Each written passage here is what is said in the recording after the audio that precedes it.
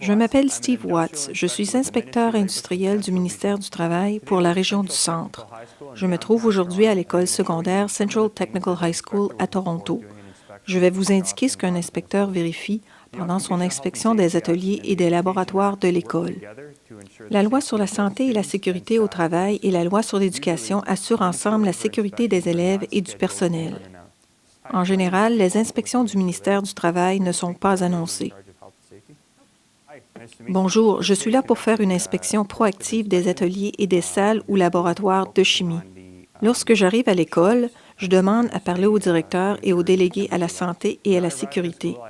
Avec eux, je passe en revue le procès-verbal des réunions du comité mixte sur la santé et la sécurité, les dossiers d'inspection et l'affichage des documents pertinents sur le tableau de la santé et sécurité à un endroit bien en vue du personnel.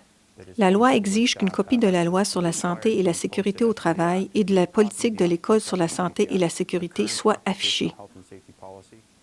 Pendant l'inspection, je me fais accompagner par un représentant de l'employeur et un représentant des travailleurs. Dans les locaux où des produits chimiques sont entreposés, je m'assure que tout est entreposé correctement, sans danger. Par exemple, il ne faut pas placer dans la même armoire les acides et les bases. Il doit y avoir à proximité du matériel de premiers soins un bassin oculaire, un extincteur d'incendie et des couvertures anti-feu. Je vois que vous avez ici une hotte de laboratoire. Lorsque vous l'utilisez, il est important de veiller à ce que le volet à guillotine soit placé à un niveau sécuritaire. À quelle fréquence inspectez-vous la hotte? Comment transportez-vous les produits chimiques dans une classe? Nous plaçons les produits chimiques demandés par un enseignant dans une caisse sur un chariot et il les roule dans la classe. Les salles de mélange des produits chimiques doivent être munies d'une ventilation efficace.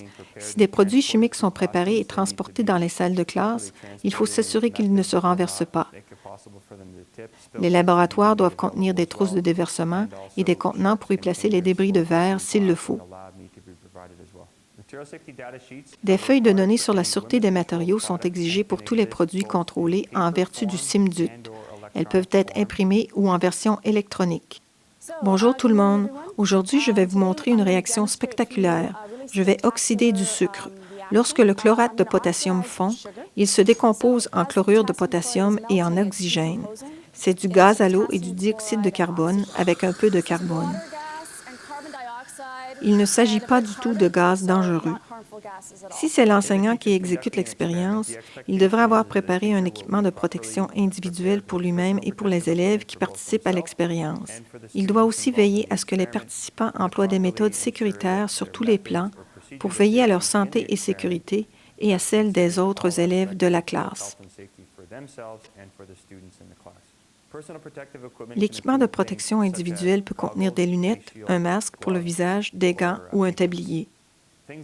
Les éléments que je recherche lorsque j'inspecte la machinerie dans une école sont la formation, les systèmes de verrouillage, les dispositions de protection empêchant l'accès aux pièces mobiles et l'état des pièces. Les enseignants dans les ateliers automobiles doivent avoir sur eux leur certificat de qualification lorsqu'ils travaillent sur des véhicules titulaires d'un permis dans l'atelier. Le travail à haute température dans les écoles peut comprendre le soudage, l'aiguisage ou l'usage d'un chalumeau coupeur. Pour le travail à chaud, il faut prendre des précautions pour s'assurer que l'objet qui est coupé, par exemple, soit purgé et que l'atmosphère ne contienne aucune particule qui puisse s'enflammer. Il faut prendre des précautions raisonnables pour entreposer les objets et liquides inflammables dans une armoire pour produits inflammables qui est bien ventilée et mise à terre. La loi sur la santé et la sécurité au travail exige des inspections mensuelles du lieu de travail. À la fin de mon inspection, je résume mes conclusions dans un rapport d'inspection. Si des aspects ne sont pas conformes à la loi, je peux rendre des ordres exigeant que l'employeur corrige les contraventions que j'ai relevées. À l'école, les enseignants peuvent montrer l'exemple aux élèves d'aujourd'hui qui seront les travailleurs de demain en Ontario. Veuillez visiter les sites web suivants pour obtenir d'autres renseignements.